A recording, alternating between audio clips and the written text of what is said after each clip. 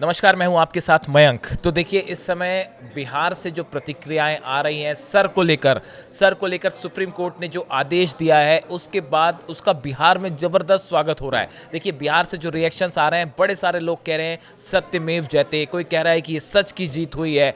कई लोगों का कहना है कि ये हमारा अधिकार था कि हम जाने कि हमारा वोटर लिस्ट से नाम क्यों काटा गया। अब ये रीज़न बताने पड़ेंगे इलेक्शन कमीशन को कि भाई ये 65 लाख लोगों के नाम क्यों हटाए गए। देखिए, हम आपको बताते हैं सुप्रीम कोर्ट ने अपने आदेश में क्या क्या कहा है। पहली बात ये कही कि 65 लाख जो नाम काटे गए हैं उनकी लिस्ट बताओ। ये एक बड़ी चुनौती इलेक्शन कमीशन के लिए कि भाई, और वो भी मंगलवार के पहले बताओ।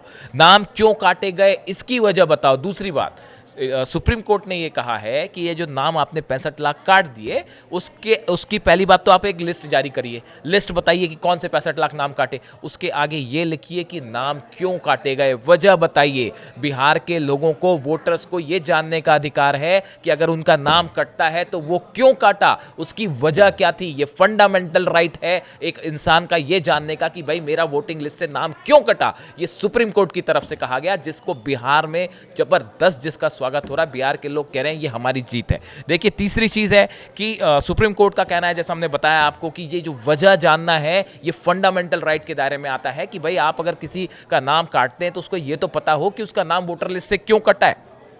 चौथी बात, चुनाव आयोग को बिहार में एक वेबसाइट पर, जो चुनाव आयोग है बिहार का, उसको अपनी वेबसाइट पर ये लिस्ट, ये 65 लाख वोटर्स के नाम जारी करने पड़ेंगे। लिस्ट में बताना पड़ेगा कि वो कौन लोग हैं 65 लाख जिनके नाम कटे हैं। और एक बात समझिए, देखिए जो बीएलओ और बीडीओ का दफ्तर है वहां पे ये लिस्ट लगाई जाए हर जिले के हिसाब से कि हर जिले में इतने लोगों के नाम कटे हैं। ग्राम पंचायतों में वो लिस्ट लगाई जाए कि कहां कहां किसके नाम कटे हैं। ये अब पूरा प्रोसेस इलेक्शन कमीशन को करना होगा।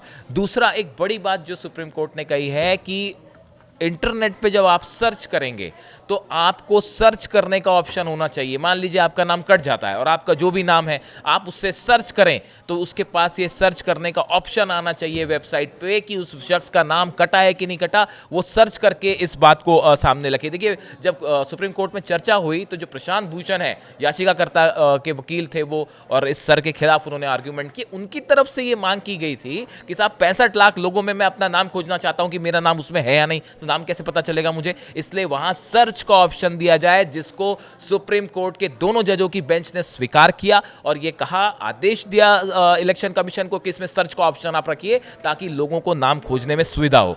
इसके बाद सुप्रीम कोर्ट ने यह कहा है कि भाई आपको ज्यादा से ज्यादा प्रचार करना होगा इस बात का कि आप जो है ये 65 लाख लोग हैं जिनके नाम हटाए गए हैं, इनकी लिस्ट हमने लगाई है।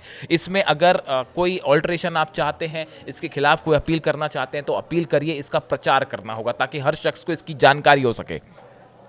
एक बड़ी बात कही है कि अब आधार और वोटर आईडी कार्ड, इसको भी वैलिड मान लिया गया है। ये भी एक बड़ा इसमें एड ऑन किया है।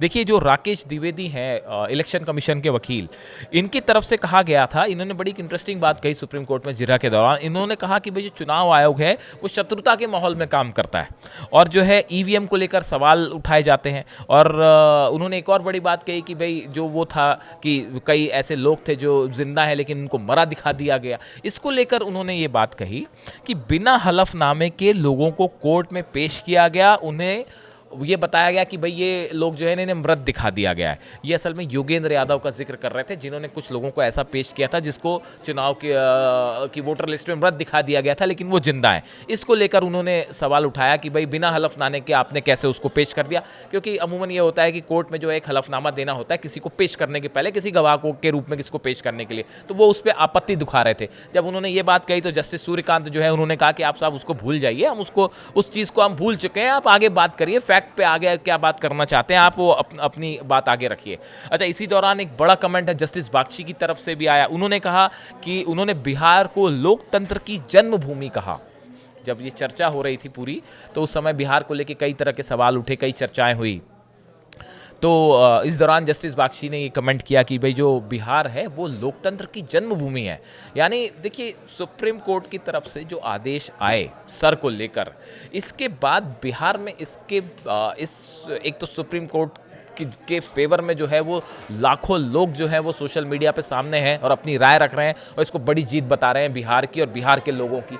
बात नंबर एक। बात नंबर दो, जो जजेस ने बिहार को लेके चीज़ें कही, हमने देखा पहले कोर्ट की तरफ से एक जज ने कमेंट किया था कि भाई आप जो है बिहार को बदनाम मत कीजिए। अब फिर कहा गया कि ये लोकतंत्र की जन्मभूमि है, तो लोग ये जजेस के बयानों को बड़ा पसंद कर रहे हैं और इसे जो है सत्यमेव जयते और सत्य की जीत बता रहे हैं। तो देखिए इस पूरे मैटर में ये कहा जा रहा है कि इलेक्शन कमीशन ऑफ इंडिया को अब मंगलवार के पहले एक बड़ी एक्सरसाइज करनी होगी, लिस्ट लगानी है, नाम बताने हैं, जिलेवार नाम बताने हैं, यानी आप मनमाने तरीके से नाम नहीं काट सकते। अगर काटते हैं तो वजह बताइए, ऐसा नहीं होगा कि भाई आपने नाम काट दिया और पता ही नहीं कि नाम क्यों कट गया।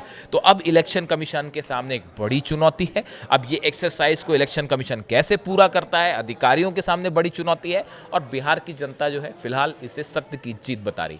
इस पूरे मुद्दे में आपकी क्या राय है, कमेंट करके ज़रूर बताइए। Thank you so much.